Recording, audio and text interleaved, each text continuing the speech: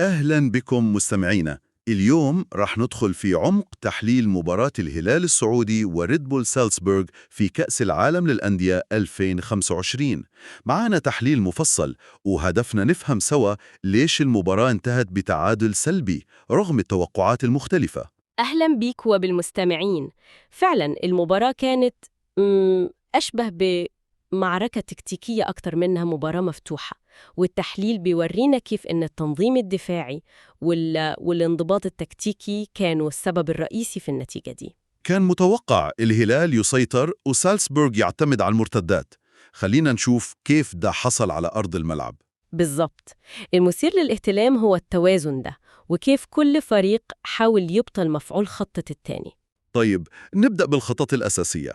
الهلال دخل المباراة ب 3-5-2. نعم، خطة تهدف للسيطرة على منطقة الوسط واستخدام الأطراف للعرضيات. وسالزبورغ بخطتهم المعروفة 4-2-2-2، ضغط عالي ومرتدات سريعة جدا. تماماً، وهم معروفين بالأسلوب ده.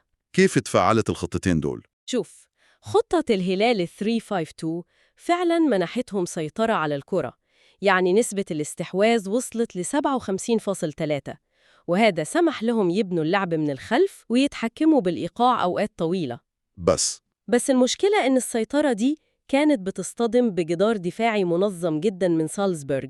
ال 4222 قفلت المساحات كويس، بالذات بين خطوط الهلال. يعني كان في صعوبة في إيصال الكرة للمهاجمين؟ بالظبط، صعوبة كبيرة في خلق فرص حقيقية جوه المنطقة، يعني استحواذ، بس ممكن نقول عليه استحواذ سلبي نوعا ما في الثلث الأخير. فهمت. وفي المقابل سالزبورغ؟ مرتداتهم كانت سريعة ومباشرة زي ما توقعنا، بس كمان هم افتقدوا للحسم قدام المرمى، وما نقدرش ننسى دور الحراس طبعاً. الحراس كانوا نجوم صراحة. جداً، ياسين بونو عمل 5 تصديات مهمة للهلال. وزاويتشيسكي في سالزبورغ كمان شال 4 كور. تصديات كانت حاسمة. فعلاً، الاتنين كانوا بيومهم ومنعوا أهداف كانت ممكن تغير شكل المباراة تماماً. طيب، نروح لوسط الملعب. الهلال كان عنده نيفيس وسافيتش، أسماء كبيرة. صحيح، وهم سيطروا على الكرة بشكل جيد، لكن الربط مع خط الهجوم ما كانش فعال كفاية. ليش برأيك؟ هل بسبب ضغط سالزبورغ؟ ممكن جدا ضغط لاعبي وسط سالزبورغ، أو يمكن قلة الحركة من المهاجمين نفسهم لكسر الخطوط الدفاعية. ومن ناحية سالزبورغ، مين كان اللاعب المفتاح في الهجوم؟ أوسكار غلوخ كان هو المصدر الرئيسي للإبداع عندهم، صنع كم فرصة كويسة، بس زي ما قلنا المهاجمين ما استغلوها صح. القصة كلها كانت فرص ضايعة أو لمسات أخيرة ناقصة. طيب، خلينا نبص على الأرقام شوية. الإحصائيات بتقول الهلال سدد 19 مرة وسالزبورغ 13. فرق واضح لصالح الهلال في عدد التسديدات. لكن الغريب إن سالزبورغ كان عنده تسديدات على المرمى أكثر، 6 مقابل 4 للهلال. كيف نفسر ذا؟ شوف، النقطة دي بالذات بتلخص المباراة.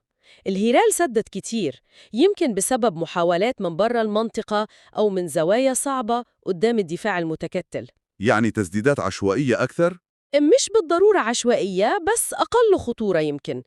بينما سالزبورغ مع إنه وصولهم للمرمى كان أقل، بس هجمتهم المرتدة كانت مباشرة أكثر، وده أجبر بونو إنه يتدخل بشكل فعال في ال6 مرات دول. والركنيات 11 للهلال مقابل 6 لسالزبورغ. ده بيأكد فترات ضغط الهلال وسيطرتهم، والبطاقتين الصفر لسالزبورغ ممكن تكون بسبب تدخلات لإيقاف هجمات الهلال. تمام.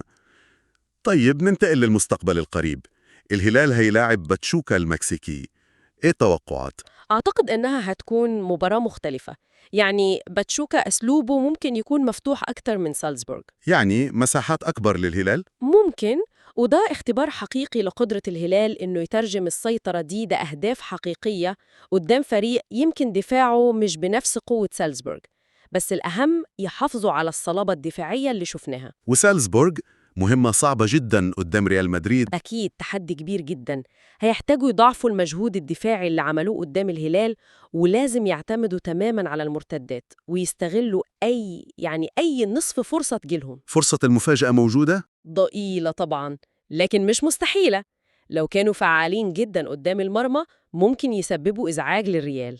إذن نقدر نلخص ونقول إن التعادل السلبي ده ما كانش مجرد نتيجة، لا، ده كان نتاج صراع تكتيكي حقيقي تفوق فيه الدفاع والحراس على حساب الهجوم اللي كان ناقصه الدقة والحسم. صحيح، الدرس الواضح إن السيطرة لوحدها مش كفاية أبداً. يعني الاستحواذ مش كل حاجة. بالظبط، وده بيخلينا نفكر في نقطة أعمق شوية.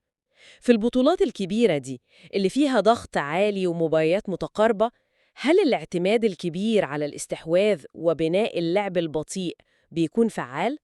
ولا الأسلوب المباشر والسريع حتى لو كان شكله مش ممتع قوي هو الأنجح عشان تحقق النتائج، خصوصاً لما يكون مفيش مجال كبير للتعويض؟ سؤال مهم جدا ويستحق النقاش أكتر، خصوصا في بطولات زي كأس العالم للأندية. بكده نكون حللنا سوا تفاصيل المباراة دي. شكرا جزيلا ليكي. شكراً ليك.